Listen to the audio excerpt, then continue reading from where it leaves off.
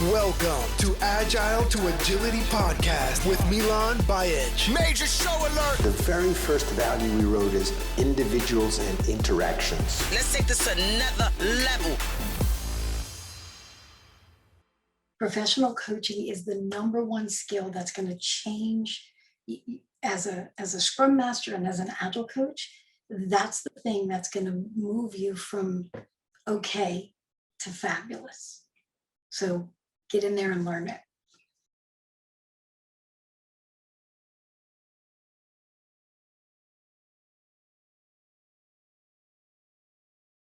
Who is Cherie Silas? How would you introduce yourself Well, and describe yourself? Yeah, well, I am a coaching advocate, have a lot of passion around professional coaching and bringing professional coaching into the Agile space for coaches, Scrum Masters, managers, whoever is in that space, because I think the skills are really important. And I'm a certified enterprise coach, master certified coach with ICF, and I lead an ICF coach training school where I focus on Agile coaches, Scrum Masters, and do a lot of executive coaching. So kind of a wide range. Everything coaching is what I love. Yeah. So what is coaching? A lot of times I think people misunderstand what coaching is. How do you describe coaching? Coaching is a partnership. It's being in a relationship with another person that helps you to see things from multiple perspectives, that challenges you, that asks you a lot of questions that make you really think. But it's not just about questions. They give insights and they give observations and challenge you a lot. And what it's not is an advisory role. So if I'm actually serving in a coach role, I'm not being a consultant or a mentor. It's actually different. With coaching, you rest on the client's expertise and knowledge. So if I'm coaching an organization, I have to look at those clients knowing that they are competent. They ran that business before I got there. I'm not here to fix them and tell them what to do. I'm here to partner with them to find out what changes they want to make and to help them to accomplish those changes. And they are in control of the change and responsible for making the change in their own life or in their own company, because I can't change them. I can't do that for them. I can partner with them. Great. Yeah. And, another thing that maybe just before we dive into some of the more deeper topics, a lot of times people don't fully understand what the difference is between coaching, professional coaching and Agile coaching. How do you help people understand the difference between the two? For me, the model that Lisa Adkins and Michael Spade came up with years ago, it's just perfect, right? So professional, Agile coaching has a piece of it that's professional coaching, and it should be conducted from a coaching mindset. So if you're saying you're a coach, you should behave like a coach and think like a coach and act like a coach. And there's also an aspect of it that is facilitation. So those two things focus on using the client's expertise. And then there's another kind of side of the coin that uses the coach's expertise. So there's a consulting space where I'm actually going to give you my professional opinion about, what's going on, what your problem is from my own experience. There is a training aspect of it because we go into organizations and they need to learn. And then there's also mentoring to raise up the talent in the client organization so that they can have a sustainable change in place. And then many Agile coaches focus in specific areas. I think most people are more familiar with an Agile coach that focuses on transformation, on adoption of Agile. And then there's others, I don't think enough in the space that focus on business agility and product management and helping the company to think about the way they design and deliver products. And then there's also technical coaching, which is focused more on technical craftsmanship and raising up that standard. Mm-hmm. Yeah, I think it's a lot. I did a class recently, and somebody said, "Well, the Scrum Master and Agile Coach role looks like you're jack of all trades and master of Scrum," and I kind of chuckled on that. In a way, like they're right. But what I see also a lot of times is people, and I listened to a podcast that you did with Alex, and I believe Zuzi was on it. I'm not sure. I watched or listened to a couple of those, and you talked about differences between coaching, advising, or consulting. And a lot of times, coaches, scrum masters have a difficult time balancing those and understanding fully those two stances. So, in what ways do you help people understand the differences between the coaching and advising and consulting? And I call advising and consulting is the same thing. It's just some people know it more as advising, some as consulting, some as mentoring. Mhm. Yeah, so I think what happens often is because humans are kind of programmed to solve everybody's problems, people jump in too quickly with their own content, with their own information. And so holding back a bit can be really helpful, because then that gives your clients the ability to figure out what's going on. Because the reality is, as a coach, you're not going to be there forever. You shouldn't be. You should be creating sustainable change and then leaving them to do it. And so this is where I think the coaching mindset comes into play, because your role as an Agile coach, it's going to be just a little bit of it that is actual coaching conversations, maybe 10, 20%. And for the rest of the time, you're really working from a coaching stance, not necessarily doing professional coaching, but doing things the way a coach would do it. So for example, if you're doing this advising or consulting piece, rather than coming in, making an assessment and saying, okay, this is everything that's wrong and this is how you fix it, that's like a pure consulting stance. A coaching stance would be to come in and ask, what's happening? What is it that's working and not working? What is it that you think would be the thing we need to focus on to change? Prioritizing those things with the client, and then partnering with them to help them change that, giving them your professional opinion along the way.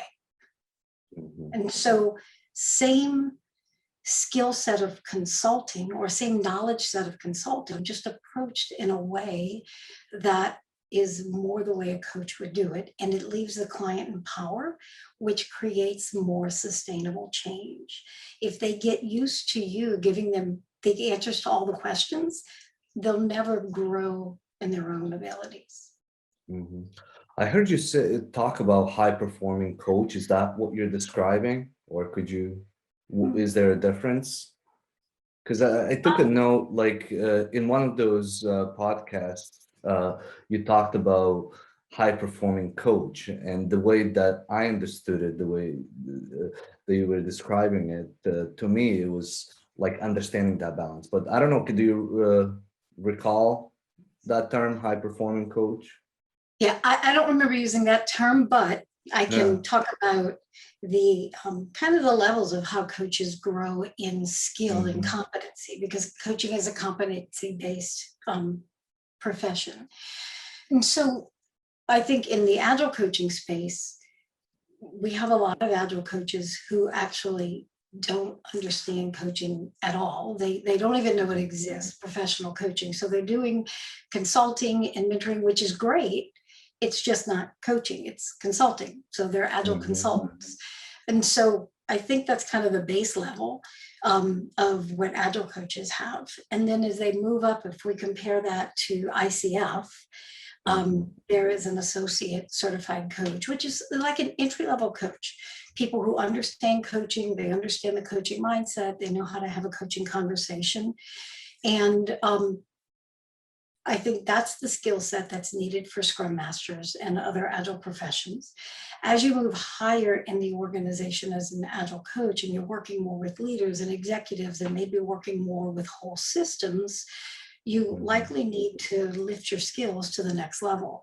Someone who's at the professional coach level is going to have a lot more insights and observations and intuitions and partnership, more partnership with the client. Someone who's at the ACC level may stick to just simply asking questions.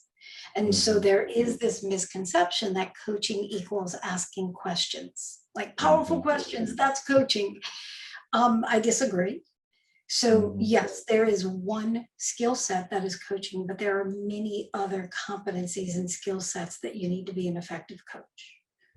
And then at the master certified coach level, it's very organic, very relationship based, and a lot of challenge, observations, things like that.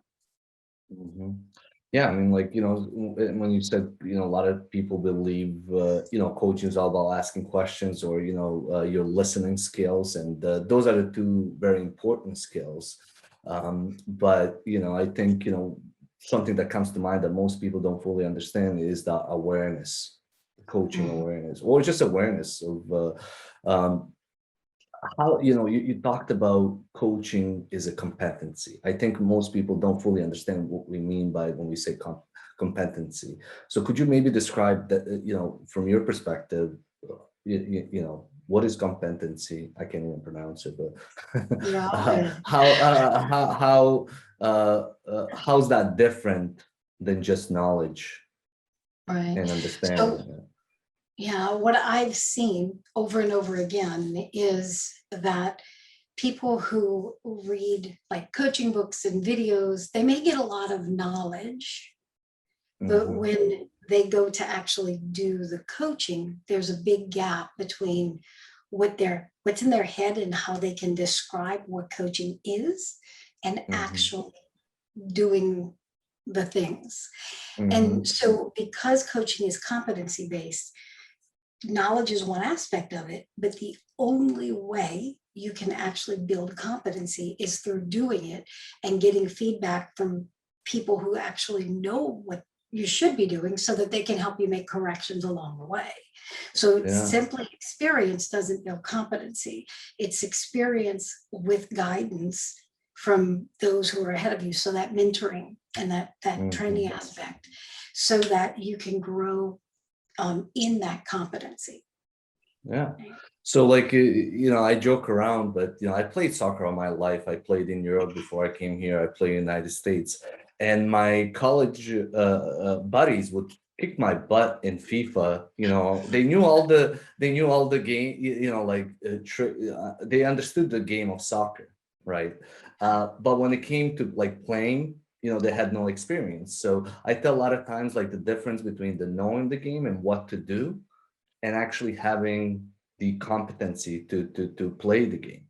And same thing goes with skiing. I grew up, as I mentioned before we started recording, in Sarajevo, and like skiing in Sarajevo is different than skiing in New England, which is mostly like sliding down the bunny hills versus in a west in Utah. So by having coaches, I had skiing coaches, I had soccer coaches, I had mentors, right? Through this whole process and experiencing different terrains or environments helped me get better in that competence, either of soccer or skiing. And a lot of times people come to classes or take a couple of classes and they think that, okay, now I understand what Agile is about or what Scrum is about. And sometimes people just want quick, answers. You're mentoring, coaching, probably more coaching than mentoring a lot of people. What do you see? What are some of the challenges that maybe young Scrum Masters and coaches are facing that you see? Maybe there's a pattern that you're seeing or something. Yeah, I think the number one question that people ask me is, how do you deal with resistance? And They may not always like my answer. I say stop creating it. So people inherently, change is hard, right? And because change is hard, we have to have patience and allow people to change at their own pace.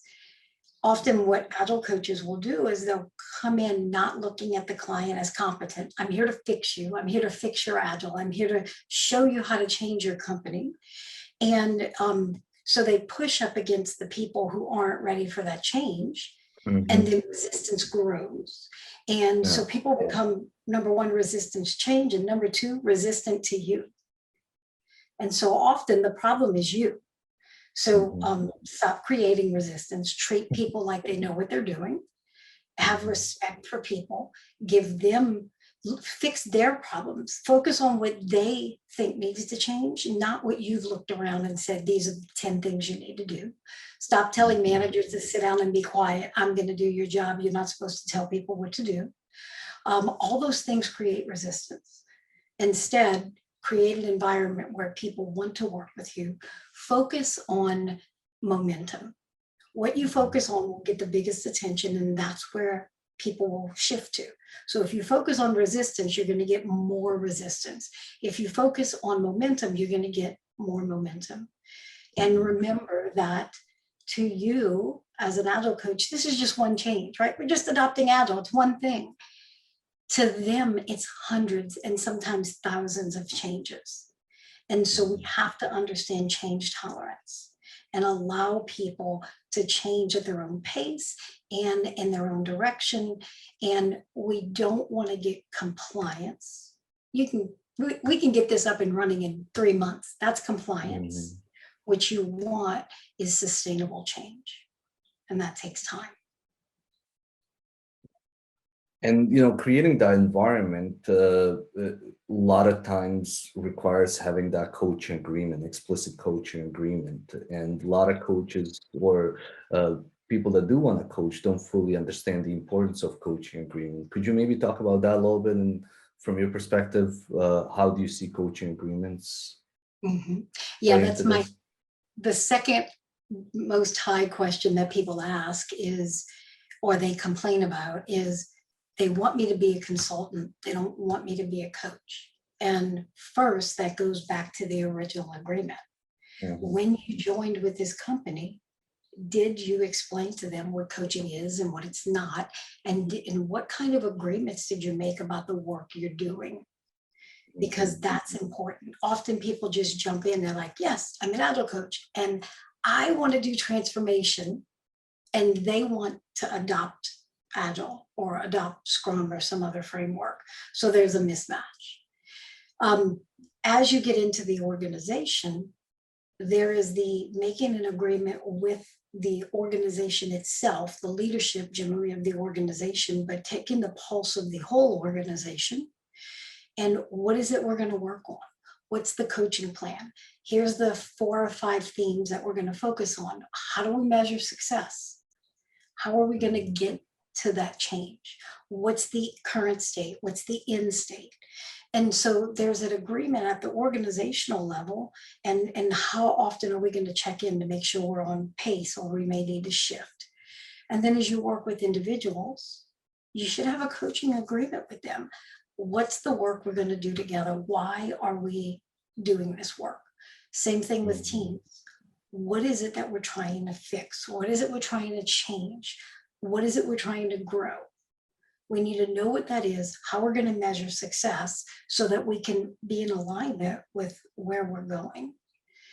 And the answer to they want me to be a consultant, I think it's an excuse. Your ability to be in a coaching stance is on you. It's a matter of self-control and self-management. So I've never had a problem with people telling me they want me to be a consultant, not a coach. I've done consulting and I've approached it from a coaching stance. And I've never had anyone tell me that I can't do that. I think if that's happening to you, either you need some more coaching competency or just some more self-management.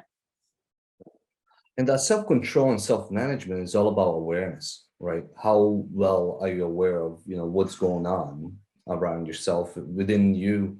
Do you do any coaching, or what is your perspective on how do we develop awareness, or how do we help others develop awareness?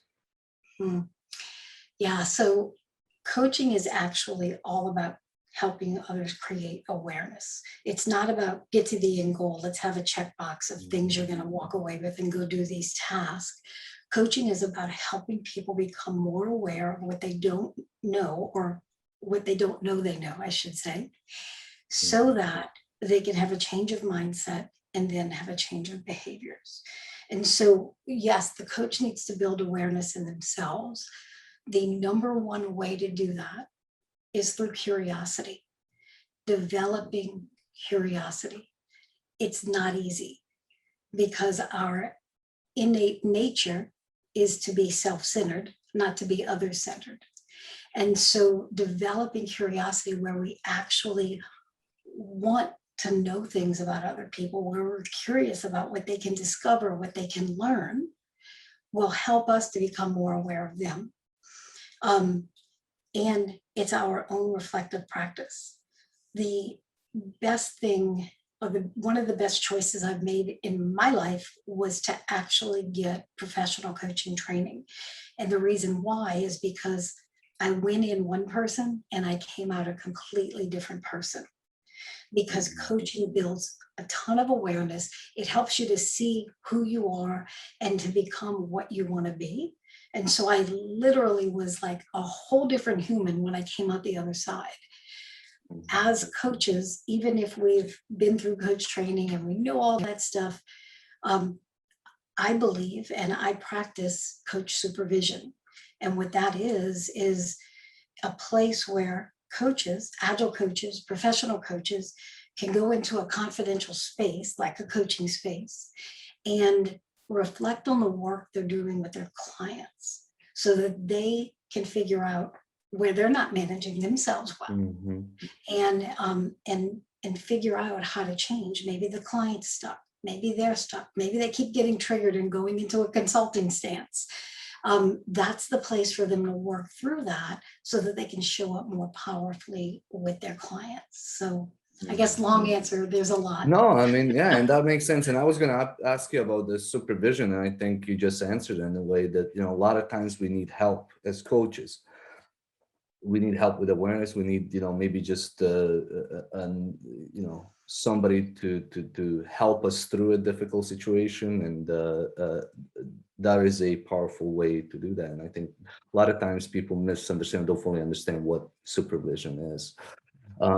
Another thing that I wanted to get your thoughts on is pretty much like everybody that I've interviewed so far that understands psychology and sociology says, it's key in Agile, it's key in everything, right? Understanding the people and understanding the social aspect of that psychology. What is your thought on psychology and sociology when it comes to Agile and when it comes to coaching?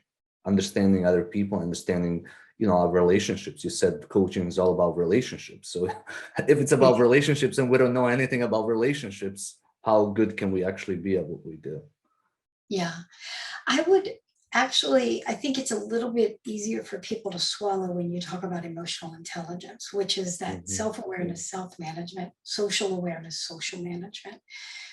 Yes, backed in those psychology factors. It makes me a bit nervous when I hear coaches talking about psychology, especially when they are struggling with already, is the client broken? Am I going to fix them? Right. So human psychology is important because you need to understand the way people think, the way people react. You don't need a psychology degree to do coaching. And you need to make sure that, I hear people say the Scrum Master is the armchair psychologist or something like that. I don't think that's true. I think that because psychology is about fixing broken stuff. Yes, the same theories are underneath and the same understanding of human behavior is underneath, but as coaches, we are not fixing people. they are not broken. If they need to be fixed, they should be with a different helping profession. That's a really good point, because I don't know if we need a new term or the way that you just described it. We need to understand how people think, what motivates them, right? But the aspect of psychology of, like you said, fixing people and doing that is definitely not at least what I consider, but that importance of like understanding the values, the principles, the beliefs that people have, and trying to meet them where they are with those beliefs without judging, I think is what coaching is about. So what other coaching anti-patterns are you seeing out there that maybe it will help listeners understand, watch out for those, or maybe work on those? I think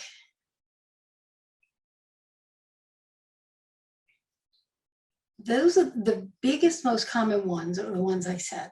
The working with resistance, the thinking that coaching is just asking questions.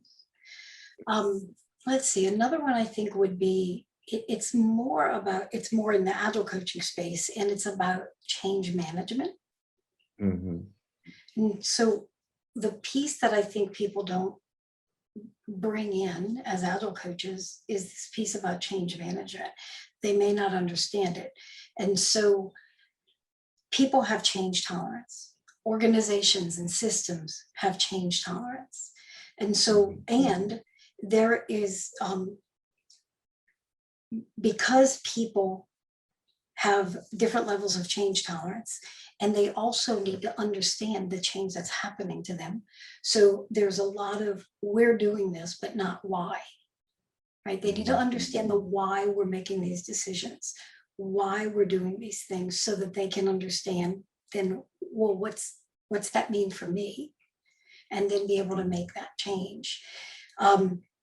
So as an Agile coach, just because we know Scrum or we know Agile doesn't mean we understand organizations and organizational management. So I think people need to study more in that area. And they also need to be careful about thinking they're experts in places they're not.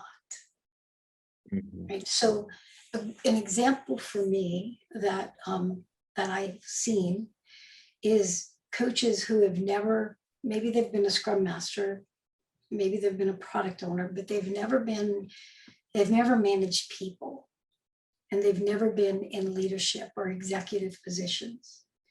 And they want to tell managers and leaders how they should behave, but they don't understand what's happening on the other side, right? There's here's what it should be, here's the book, this is how you should act. But what they don't understand is all of the things that are systemic that are coming up against those managers. And so they've got to be able to understand the other side of it. I'm not Isn't saying that empathy? So what you're saying is really they're not really good at empathizing and understanding the challenges that leaders and managers are facing. They're not looking through their eyes. Is that? I think that's a big part of it. It's empathy, and it's also thinking they're broken. Like, you've got to do this a different way. And it's part of it's the coaching agreement too. You cannot coach someone who doesn't want coaching. And so when you're trying to force people to accept the work with you, it just doesn't work. And then I see people wanting to coach executives, but they don't understand the executive space. So they're trying to shove them into some Agile thing that's by the book, the way it should be, but they don't even understand why it's not the way it is. And so we can't go from 0 to 100. Sometimes we have to go from 0 to 1. And so, yeah, and I think that's a huge, and what you're also making me think is like people that don't have the experience with it and might be going to a space that they're not familiar with. But there's also Daniel Mezick, I think, wrote about it, or like there are a lot of coaches, and I've been in this situation too, and this really comes down to integrity, right? Like you're doing things that you know you shouldn't be doing. And as coaches, and I know I've struggled with that because sometimes it's maybe the situation, and like, you know, sticking to your integrity and your values is key as being a coach. This goes back to like, you know, being non-judgmental, having that neutral stance, right? And we're all humans. We all deal with the challenges that everybody else does. But I think a lot of times what we do is not fully stick to our kind of like, hey, this client is, you know, it's paying me well, it's keeping my family fed, but I know deep down, you know, I shouldn't be doing this. Yeah. Yeah. What are your Often thoughts it's on time that? to disengage. Yeah, that does happen. Right. And this is part of that, the ethics, the integrity, the neutrality. So the work can't be about you. It's got to be about the client. And if it's time to disengage, then it's time to disengage. You will mostly disengage when the work is not done from your perspective. However, the client has reached the tolerance for, we're not going to do anything else. Here's the ceiling, we're done.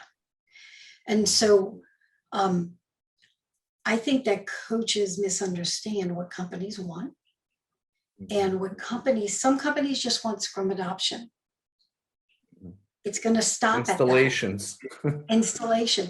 Some companies want Agile adoption. Most companies want Agile adoption, not Agile transformation. And so we've got to be able to understand where the ceiling is and stop. And we can't, I mean, you can't just keep hanging out getting paid. I mean, I guess you can, but in my perspective, it's not fulfilling, right? At least it's not to it. me. In some instances where I've done it, and you know, I've realized like, you know, it's a mistake. It's not fulfilling, right? You know that you're not doing yourself a justice. You're not doing the company or the client the justice. And at least for me, it was a learning experience because you know, especially early on when you don't know. And I think also in today's environment, when you have a lot of big consulting companies that are going out there, and you know, the agile coaching or coaching is so popular that the waters are getting diluted of what agile coaching is and what the profession is about. And integrity is one. The other thing that I wanted to explore with you is diversity. I mean, starting with, and you know, when I was looking at just people that I interviewed, right? When I look at the Scrum Alliance, it's mostly, you know, white, older men, and sometimes it's just, you know, it's right there in front of you, but you don't see it. Sometimes it's just the some other factor. But I think, you know, the organization that you and I are both part of, association or alliance, Scrum Alliance, it's not it's doing better and better, I think, when it comes to diversity. But some of the things that I'm seeing is definitely, there's a lot of room for improvement when it comes to diversity. And I think this goes same way. Scrum Alliance is not any different than most organizations. But what is your thought? And I know I told you before we started recording too, that I really respect you for embracing that diversity. What are your thoughts on that without getting yourself in trouble with I am not worried about getting in trouble. This is a very passionate space for me. And thank you. Thank you for even telling me that you recognize that, because I don't like go out and make a lot of noise about it. Yes, I think people get tired of hearing me look around and say, wow, it's mighty white in here, because it is. And so people of color, there's a lot of talent. And what happens is it's not, I don't think it's intentional, right? Yeah. You attract people that look like you. And so Scrum started with a a room full of old white men, right? They were Yeah. technology people, and we already know technology doesn't have, it didn't start out with a lot of women and or people of color, right? And so that happens, and you draw who you're used to, and that's why diversity has to be intentional, right? There are people who you can reach out to who have talent, and you need to reach out to them. The thing that I've been seeing recently, and I praise companies for what they're trying to do. So, for example, Scrum Alliance, they're doing a lot to say the door is open, you are welcome here. And you are welcome here. People of color, women, men, white men, everybody. However, just saying you can come here isn't enough. You have to go out and get them. So if I invite you to my house for dinner and you don't have a car and you can't afford a plane ticket and you're up in New England and I'm in Dallas, Miljan, you can come over anytime. You can spend the night at my house. You can hang out with my family. You can have dinner with us. The door's open. That doesn't create diversity. I need to get you here. I need to go and get you and bring you here, right? So I'm going to say something that might be really surprising to people, and it needs to be said. Right now, in the leadership, the CEC community, CTC community, yes, diversity is increasing. There are more people of color. I want to specifically talk about Black people. There are 6 Black people who have CEC or CTC credentials. Out of what do we have? Maybe credentials, there's about 150 CEC credentials floating out there, and about 200 CTC, and a lot of those people have both, right? So of that, only 6 are Black all this time. And so I've been really passionate about this. There are 3 women and 3 men, which is really cool. I've actually worked with, I didn't realize until the other day that I have mentored all 3 of those women who've been there. I'm not their only mentor. I didn't put them there. But it's kind of an honor to have worked with the very first Black female CEC in the world. That's a big thing. 6, that's a problem. And I'm not saying that Scrum Alliance is saying you can't come here, but the reality is when you go to a conference and you look around and you're like, wow, it's really white in here. I'm not sure I belong here, right? And you look around and you're like, oh, look, there's a Black person. That might sound weird to people who are white. My family's Black, with the exception of me. And that is a reality. When we travel for business and we go to conferences, they come with me and they're like, are there any Black people here? Can Black people even come to this? And it's a reality. No, I know. And like the thing is, like it goes back to that invitation or the dinner that you said. It's not just that, but like feeling welcomed by others. And I think, when we look at the community, online community, what's being discussed, how people are being welcomed. When you look at the gatherings, in-person gatherings before COVID, it's that, it's the system, right? In a sense, it's like how we treat each other. And this is, I don't think it's just necessarily white or Black. Like I'm white, but I'm not, I wasn't born in the United States. I come from a different country, different culture, right? And I could have all my life, even here, there's a mixed bag of experiences, right? So I think it's just, like you said, most of it is, I think, unintentional, right? I don't think 90% of people, even more than that, are doing that intentionally. But it goes back to that awareness. If we don't take a pause and think about hey, how are we actually welcoming? And if Cherie invited somebody, am I also making sure and going out of my way to say, hey, welcome, whatever it is, right? Because it's that it's that type of feeling that's gonna, or that type of gesture that's gonna help me feel more welcome, rather than just for one person in the community or Scrum Alliance saying the door is open, right? I think it's Yeah. going that little extra step to do that. Yeah, and there's also, like you're saying, it's diversity in all ways. Mhm. Women, men, people of color, people from different countries. Mhm. With Scrum Alliance right now, we're doing a really great job of opening up the CEC or the CTC applications so people can submit them in different languages.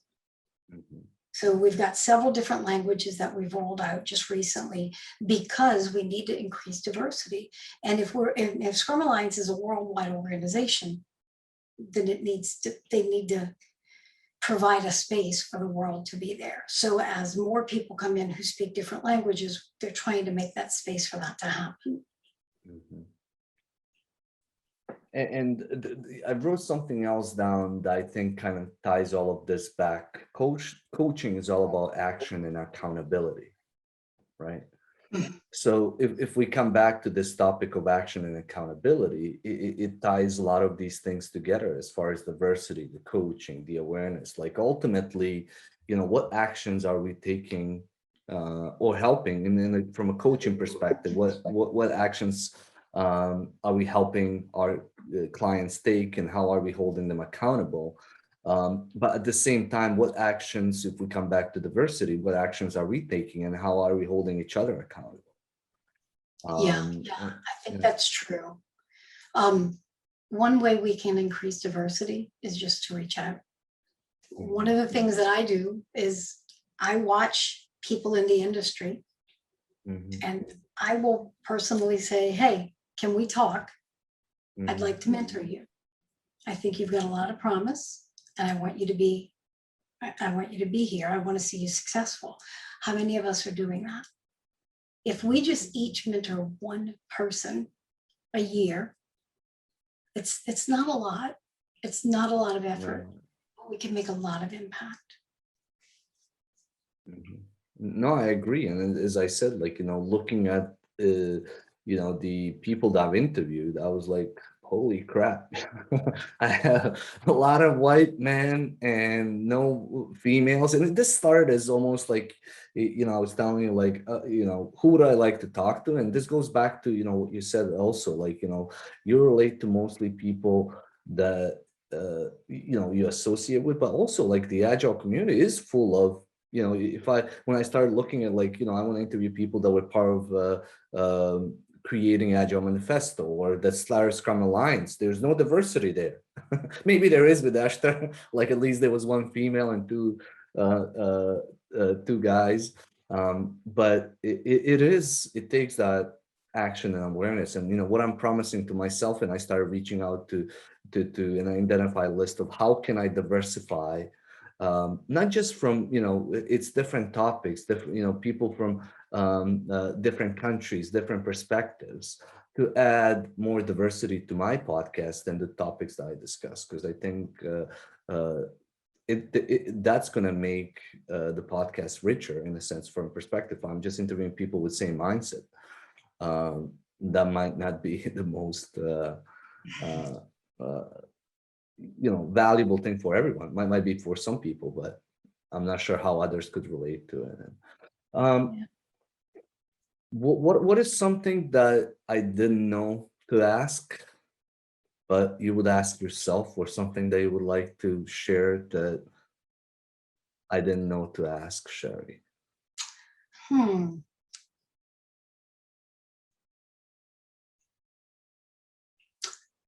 I don't know. Let me think about this for just a second. I should know this question coming. Ask it all the time. I'm sure I did, because a lot of times, as much as, like, we've seen each other and interacted at conferences and the retreats, but it's in minimal capacity, I would say. So I know that there are some things that that I don't know. Yeah. I want to just hit on two pieces we talked about. One last thing on diversity that we didn't really talk about is, why is it so hard for people. And I think it goes back to that coaching competency or skill of curiosity. Right? So, and self-management, being okay, being uncomfortable and not knowing, and being interested, being fascinated with other human beings. My client base is all over the world, and I've worked with almost every country, and I'm fascinated by people. And that's what creates that invitation. The other thing, let's go back to coaching that we didn't talk about, is confidentiality.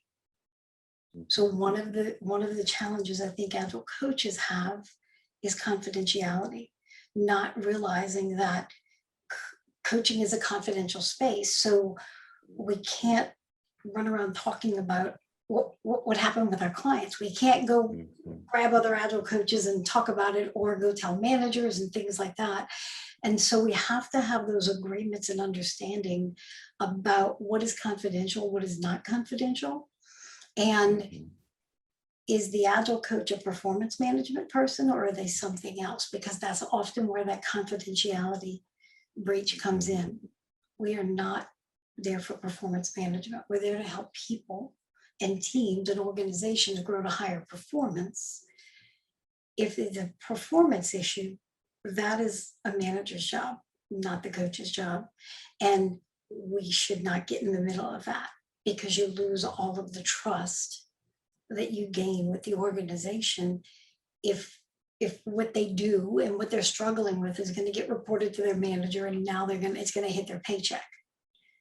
So I think that's the big thing, just being really understanding and having agreements. So if the manager comes to me and asks, well, what's happening? I say, you need to go talk to them, because it's not my place to share. But we've got agreements about that. Yeah, and I think something else that we didn't talk about that you just mentioned is trust. I think, a lot of it is like, and that trust in honoring that confidentiality. Sorry, it's too early here. Confidentiality and trust go, hand in hand, because without trust, it's tough to coach. Without trust, it's tough to help clients, right? So like, if we don't have that trust and sustain that trust, everything kind of crumbles underneath it. And I think a lot of us, and I know I've been tempted in some ways to break that trust. And it goes back to like how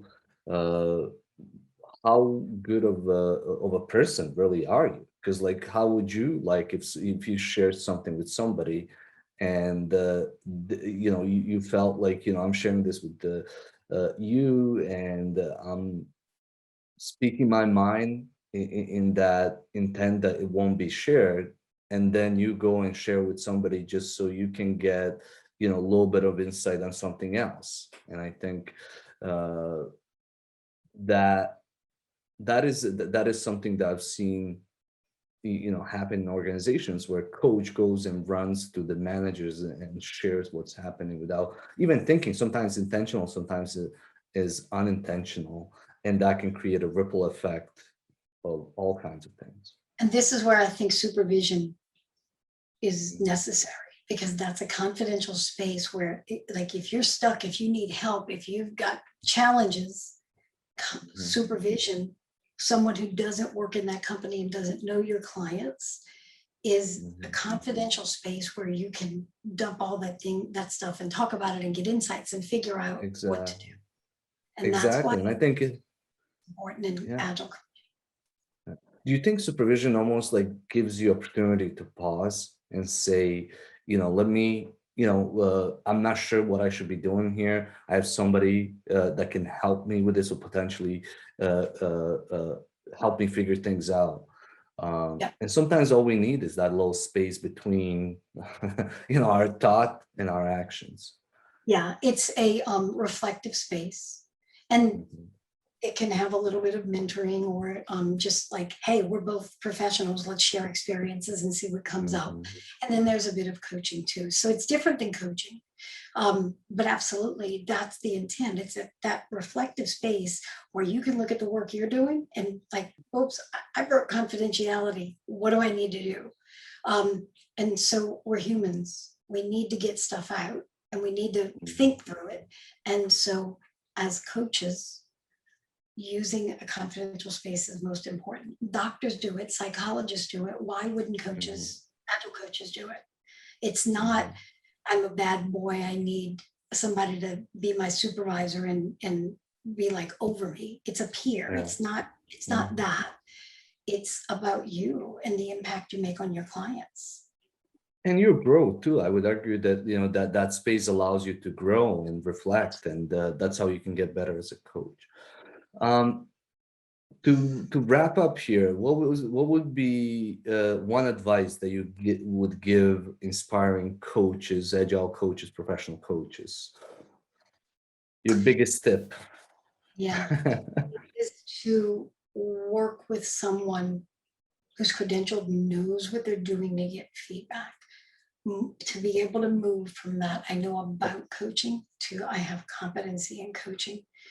Professional coaching is the number one skill that's going to change as a Scrum Master and as an Agile coach. That's the thing that's going to move you from okay to fabulous. So get in there and learn it.